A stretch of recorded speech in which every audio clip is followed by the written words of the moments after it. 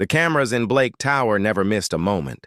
Frame by frame, they revealed the instant everything at the company would change. A man worth millions, Daniel Blake, stood motionless in a deserted hallway at 11:47 p.m., his eyes fixed on the glass doors of the executive daycare. What he saw inside unraveled every idea he had about power, wealth, and love. It was December 15th. A brutal snowstorm had locked down Seattle, closing highways and trapping Daniel in a tense, hours-long meeting about a Tokyo merger. The nanny had clocked out earlier, rushing to beat the storm. Emma, his 5-year-old daughter, was supposed to be asleep under the loose supervision of security. Downstairs, Grace Miller was scrubbing the empty floors. She'd taken the night shift for the extra pay. It was the only way to afford her business, classes. At 29, she'd grown used to being invisible, noticed only when something broke or when no one else wanted the work. That night, a sound stopped her. Quiet sobs from behind a door that should have been locked. With her master key, she pushed it open. There, in the dim light, sat Emma Blake, clutching a worn-out teddy with one arm hanging by a thread. The guard had fallen asleep. Through tears, Emma whispered, "Daddy's still in his meeting. Mrs. Patterson couldn't stay. She had to go." Grace's chest tightened. She knew what it was like to be forgotten. Growing up in foster care, she had spent countless nights waiting for someone who never showed. That broken bear reminded her of the only toy she'd ever called her own. Kneeling beside the child, she asked softly, "Would you like me to fix your teddy while we wait? Maybe I can read you a story, too." And so she stayed. Stitch by stitch, she repaired the bear while Emma's tears slowed. Story after story flowed from her lips until the girl finally drifted into sleep, safe against a woman the world never noticed. Hours later, Daniel left the boardroom, his mind still caught in billion-dollar decisions.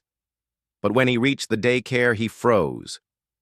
Through the glass, he saw Emma, his daughter who had trusted no one since her mother's passing, resting peacefully against a janitor he had never bothered to learn the name of. Her small hand clutched the now-repaired teddy. For the first time in years, Emma's face was calm. Something shifted in Daniel's chest. Quietly, he slipped inside, pulled a blanket from a supply closet, and placed it over both of them. Grace stirred, but instinctively tightened her arms around the child. Daniel watched for a long moment, then stepped back into the shadows. By morning, whispers spread through Blake Industries. Daniel had made an unusual decision. Grace would remain close to Emma during emergencies.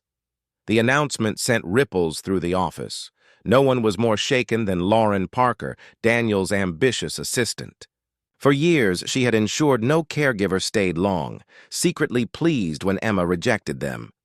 It gave her more control, more importance in Daniel's life. But now, a woman with no pedigree, no training, had succeeded where professionals failed. Emma even smiled at breakfast, asking, "When will Miss Grace come again?" Lauren's jealousy burned. During an executive meeting with Grace cleaning nearby, she raised her voice so it carried, "I'm concerned about boundaries. Custodial staff have been in executive areas during sensitive discussions. Some people don't understand their place." She never used Grace's name, but the barb was clear. Not everyone was fooled. Marion Cole, the seasoned administrative manager, saw through the act. That evening, Emma broke down once more. Overwhelmed during a parent-teacher meeting, she ran from the auditorium in tears.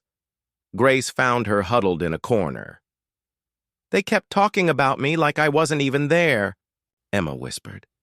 Grace knew the right thing to do was step back. Getting involved could cost her the job she desperately needed. But faced with the child's trembling shoulders, she couldn't walk away. She read to Emma until her breathing softened, until sleep came again. And then came the summons. Lauren's voice was sharp as ice. "Miss Miller, Mr. Blake wants to see you in his office, Now. Grace's stomach knotted. She'd always known this moment would come. After all, people like her weren't supposed to hold children like Emma, without consequences. She smoothed her uniform and knocked on the door that might as well have been the gates of another world. Daniel Blake sat behind a desk that could have housed a small family. His gray eyes were unreadable as he gestured to the chair across from him. The first time Grace had ever been invited to sit in this building. "Tell me about last night," he said simply. Grace chose honesty over self-preservation, explaining about the sleeping security guard, Emma's tears, and her own inability to leave a frightened child alone. She mentioned her foster care background briefly, just enough to explain why abandonment triggered her protective instincts. Daniel listened without interruption, studying her with the intensity that had built his empire. Her story was quietly motivational proof that difficult beginnings could forge extraordinary compassion rather than bitterness. "The bear," he said finally, "those stitches were professional quality. Where did you learn to sew like that?" "Necessity," Grace said simply. "In foster care, you learn to fix things because replacement isn't an option. I used to mend clothes and toys for the younger kids." Daniel made a decision that surprised them both. "I'm arranging for you to help with Emma during late meetings and emergencies. Our regular nanny, Mrs. Patterson, is excellent, but she's often unavailable during crisis situations." He paused. "Emma needs consistency, people she can count on." The irony wasn't lost on either of them. A CEO worth billions asking a minimum wage worker to provide what money couldn't buy: reliability and genuine care. "There will be a significant pay increase," Daniel added, watching Grace's eyes widen. "And Lauren will handle the paperwork and scheduling." Grace didn't see Lauren's expression from the hallway where she'd been listening. But if she had, she would have recognized the look of someone whose carefully laid plans had just crumbled into dust. What happened next changed the rhythm of Grace's days at Blake Industries. Daniel arranged for her to help with Emma during late meetings, an arrangement that made Lauren's jaw clench with barely concealed fury. Grace discovered that Emma was brilliant beyond her years, but fragile in ways that broke Grace's heart. The little girl would flinch when new people entered rooms, hide behind furniture during loud conversations, and ask worried questions about whether Daddy would go away like Mommy did. "My mommy went to heaven," Emma confided one evening as Grace helped her with a puzzle. "Daddy says she's watching me, but I can't see her. Can you see her?" Grace's throat tightened. "I think she's in all the love that surrounds you, in your daddy's hugs and the way he smiles when he looks at you, and how you laugh when you're happy." Emma considered this with 5-year-old seriousness. "Are you going to go away too?" The question hit Grace like a physical blow. She knew the honest answer. People in her position always went away discarded when they were no longer useful or when they became inconvenient. But looking into Emma's hopeful eyes, Grace found herself making a promise she had no right to make. "I'll be here as long as you need me." It was a heartwarming moment that would prove more prophetic than either of them could imagine. Lauren Parker had been planning her move for weeks, studying patterns and waiting for the perfect storm of opportunity. It came during Daniel's absence at a crucial investor meeting in Vancouver, when Emma was wearing her grandmother's antique pearl necklace, a family heirloom worth more than Grace earned in 2 years. Lauren had volunteered to supervise Emma that afternoon, insisting she needed experience with executive childcare protocols. What she really needed was witnesses and opportunity. "Emma, sweetheart." Lauren's voice was honey, sweet concern as Grace helped the little girl with her afternoon snack. "Your beautiful necklace seems to be missing. When did you last see it?" Emma's hand flew to her throat, finding only bare skin. Panic bloomed across her features. "I had it after lunch, I remember, because it felt heavy." Lauren's eyes fixed on Grace with calculated precision. Ms. Miller was supervising Emma's lunch and afternoon activities. Surely she would have noticed such a valuable piece. Her tone suggested nothing while implying everything. The two other staff members in the room shifted uncomfortably. Grace felt the familiar sting of suspicion without evidence judgment, without trial. In her world, being present when something went missing made you guilty until proven innocent. "I helped Emma wash her hands after lunch," Grace said quietly. "I didn't touch the necklace, but she might have taken it off then." "Of course," Lauren said smoothly. "I'm sure it's just misplaced. We'll need to check the security cameras to trace its movements." Grace understood the implication perfectly. Security cameras that would show her alone with Emma, her hands, moving around the child's neck area as she helped with hand washing. Context was everything, and Lauren was a master at providing the wrong context. Daniel appeared in the doorway, drawn by Emma's distressed crying. Lauren quickly filled him in, her words carefully chosen to plant seeds of suspicion without making direct accusations. "I'm sure it's just misplaced," Daniel said, but his voice had cooled by several degrees. "We'll check the security cameras." Grace knew what that meant. In the world of Blake Industries, being suspected was the same as being guilty. She gathered her cleaning supplies with shaking hands, the weight of familiar shame pressing down on her shoulders. Could the bond between Grace and Emma survive when the walls of privilege and suspicion came crashing down? Grace spent that night in her studio apartment, staring at job listings and fighting tears that felt like acid. She'd been foolish to think she could belong in Emma's world, even temporarily. The pattern was always the same: trust, betrayal, abandonment. But Daniel Blake was reviewing security footage with the meticulous attention that had built his empire. Something about Lauren's timing bothered him. Why volunteer to supervise Emma that particular day? Why point out the missing necklace so dramatically? At 3 a.m., he found what he was looking for. The camera in the children's bathroom showed Emma removing the necklace herself before washing her hands, setting it carefully on the counter's edge. The next frame showed it sliding between the vanity and the wall, a gap so narrow that only someone Emma's size could spot where it had gone. But the footage revealed something far more valuable than Lauren's deception.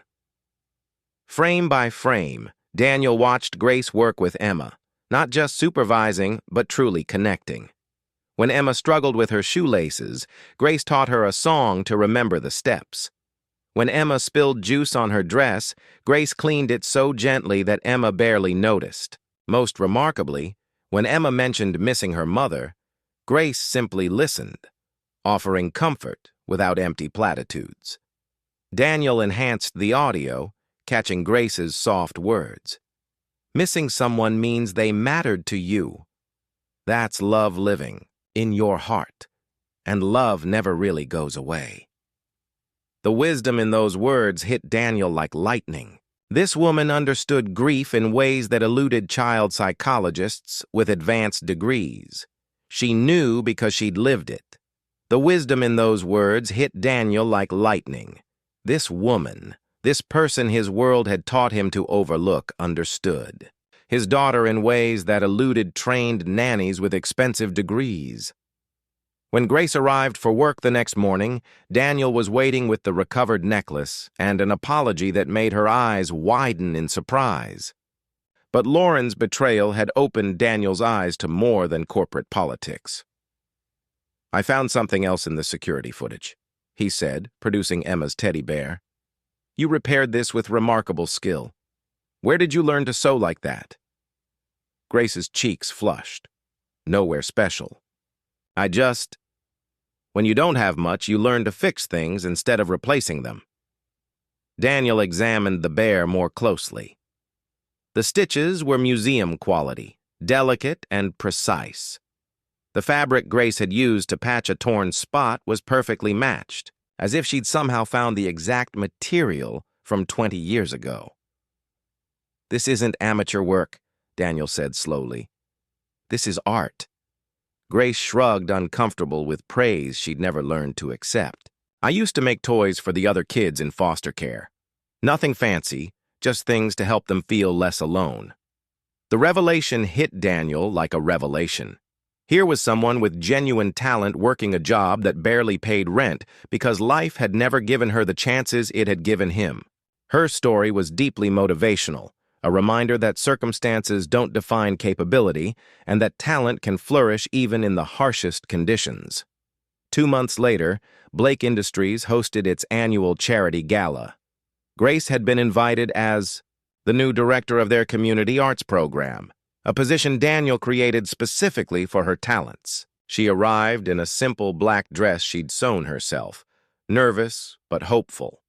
The evening started beautifully. Emma proudly introduced Grace to other families as my Grace, who fixes everything, and several board members expressed genuine interest in expanding the arts program citywide. Then Grace's world shattered. From across the ballroom, she watched Daniel in deep conversation with an elegant brunette woman whose warm smile and natural grace commanded attention. Daniel's hand rested lightly on the woman's shoulder as they laughed together, their easy familiarity, suggesting a relationship that went far beyond business consultation. But it was Emma's reaction that destroyed Grace completely. The little girl ran to the woman with pure joy, throwing her arms around her waist and calling out, "Aunt Laura!" with the kind of love Grace had thought was reserved for her alone. Lauren Parker appeared beside Grace like a vulture sensing carrion, but for once her malicious smile was genuine. "That's Laura Chen," she said with false sympathy. "She used to work here before moving to the Seattle Children's Hospital. She and Daniel have such a history together." Lauren paused for maximum impact. Emma's been asking Daniel when Aunt Laura might come home for good.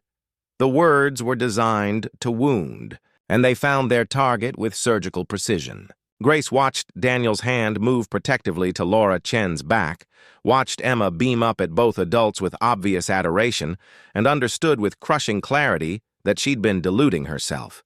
She was the help who temporarily filled a gap. Until someone appropriate came along, someone with education credentials and the social standing to belong in Daniel's world without raising eyebrows or questions.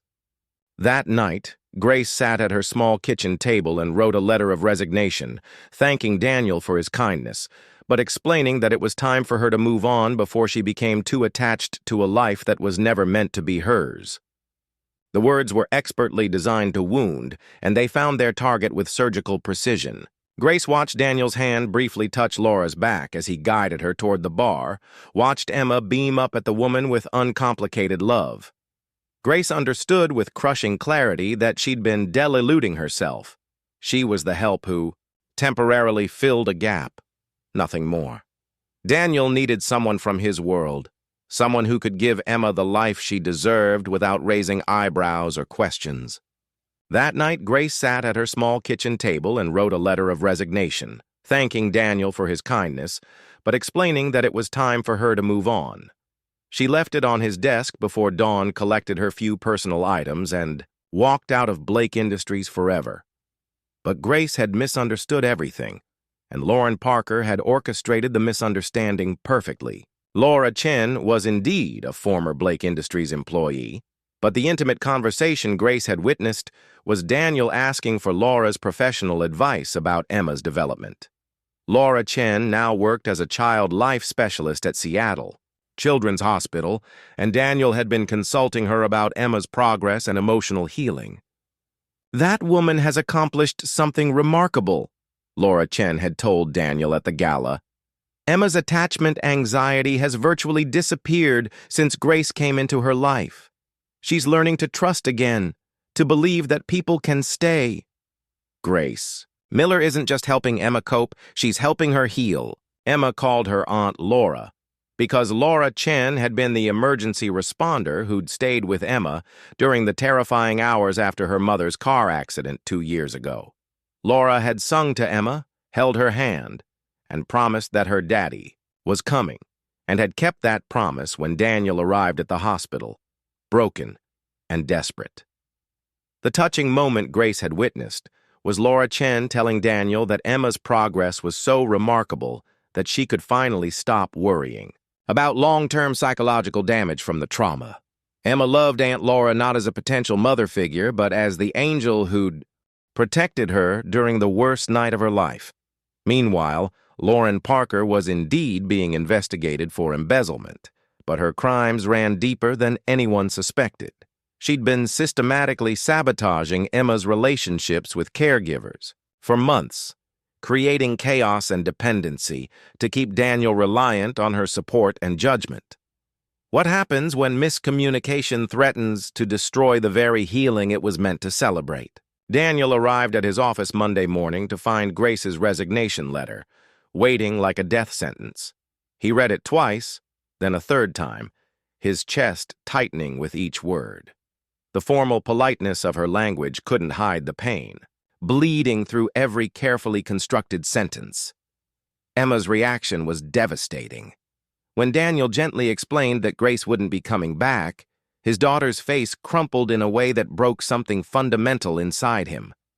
"But she promised," Emma sobbed. "She said she'd stay as long as I needed her. She promised, Daddy." Daniel held his crying daughter and realized he'd made the biggest mistake of his life. Somewhere in his pursuit of business success and careful social calculations, he'd lost sight of the most important truth: Emma needed Grace.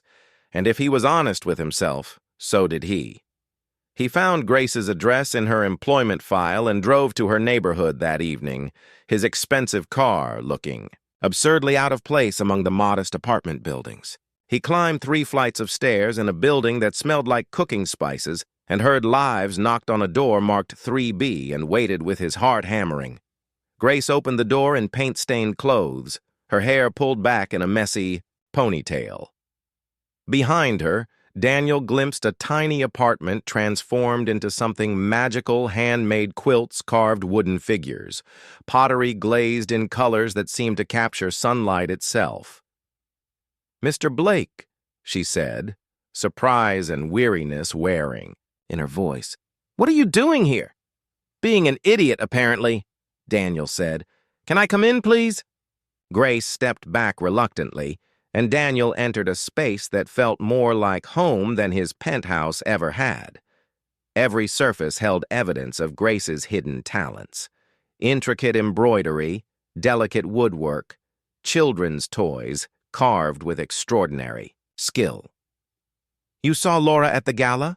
Daniel said without preamble. "You thought? What did you think?" Grace lifted her chin with quiet dignity. "I thought you'd found someone appropriate for Emma, someone who belongs in your world."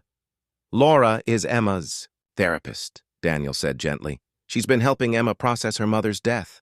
That conversation you saw Laura was telling me that Emma has made more progress in the past 3 months than in the previous 2 years because of you." The color drained from Grace's face. "I don't understand. Emma feels safe with you in ways she hasn't since her mother died. You've given her something I couldn't: the security of unconditional love without expectations." Daniel's voice cracked slightly. "Laura recommended that I formalize your role in Emma's life. She thinks what you've accomplished is genuinely inspirational." Grace sank into a chair she'd rescued from a thrift store and lovingly restored. "But I'm nobody. I'm just... You're the woman who fixed my daughter's broken heart with thread and patience," Daniel interrupted. "You're the person who sees worth in discarded things and makes them beautiful again. You're the one Emma chose to trust when she couldn't trust anyone else." Daniel walked slowly around Grace's apartment, seeing her true self for the first time. This wasn't the modest home of someone without resources. This was the carefully curated space of an artist who'd never been given the chance to flourish. "Show me your work," he said softly. Grace hesitated, then opened a closet that served as her studio. Inside were dozens of handcrafted items: quilts that told stories and fabric wooden toys that seemed to breathe with life, pottery that captured light like trapped rainbows.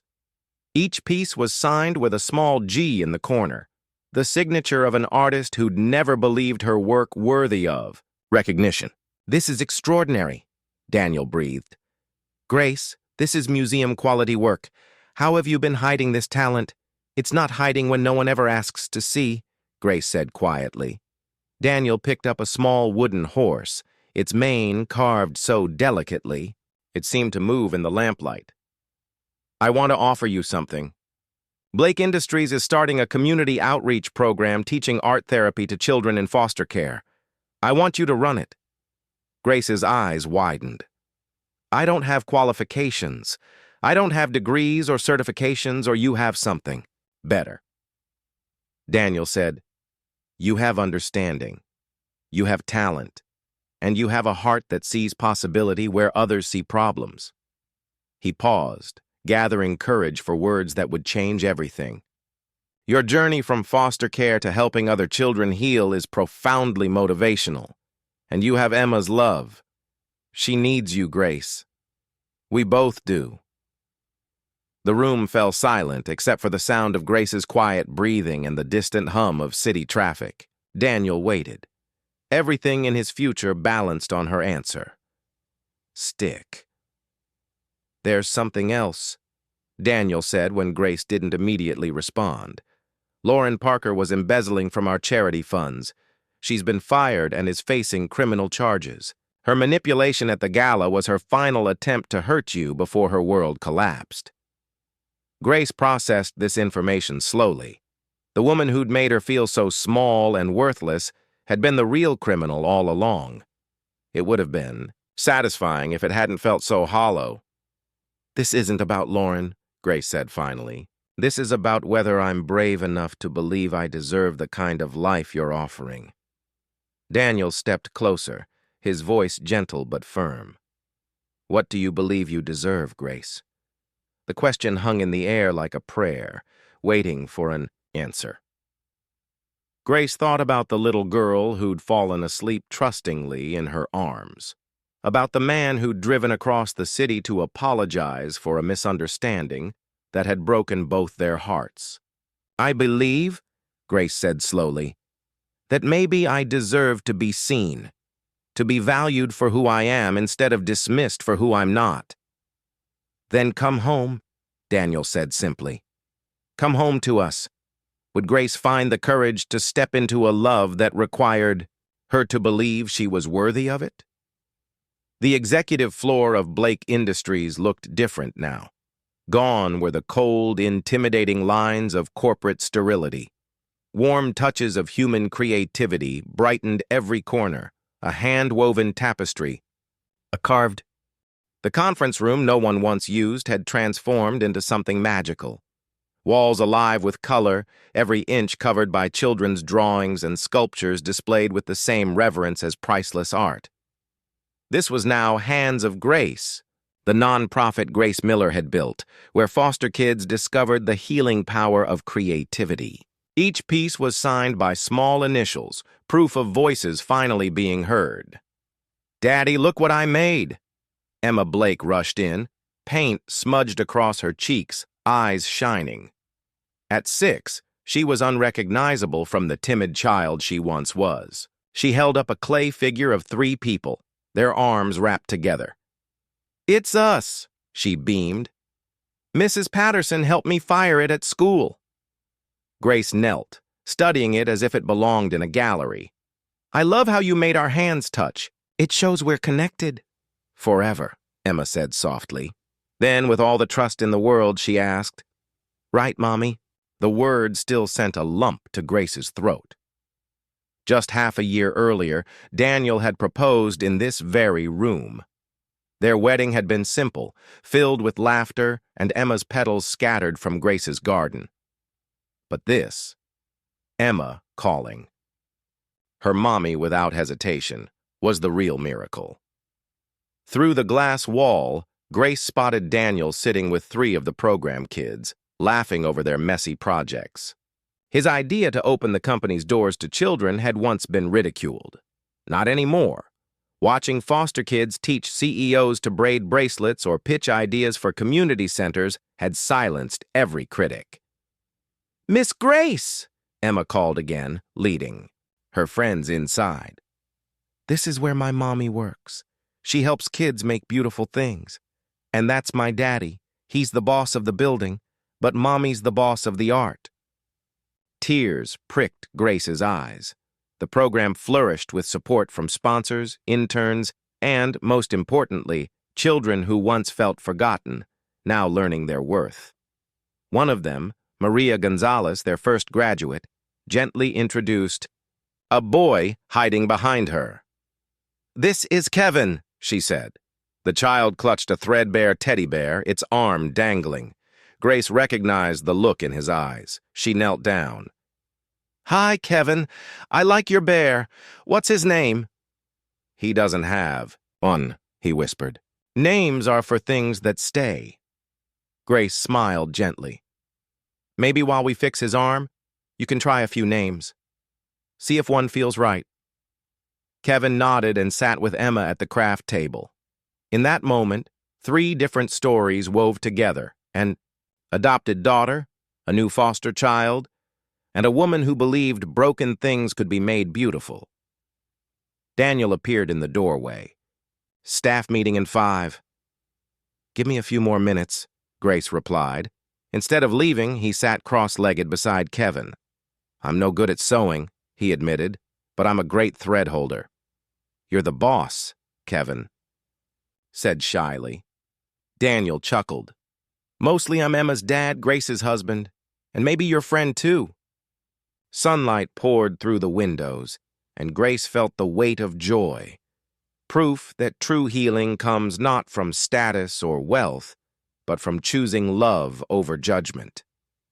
Marion Cole, once the strictest voice in the company, now smiled warmly at the doorway. "Mrs. Blake, the board meets in 10 minutes. In 30 years, I've never seen this place feel so much like home. Thank you."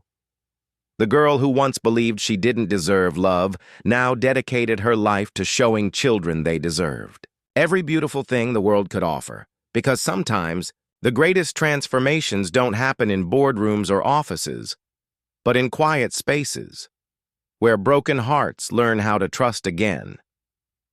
Have you ever felt unseen, like Grace once did? Or maybe you've been the one who noticed someone's hidden value? Share your story in the comments. It might be the reminder someone else needs today.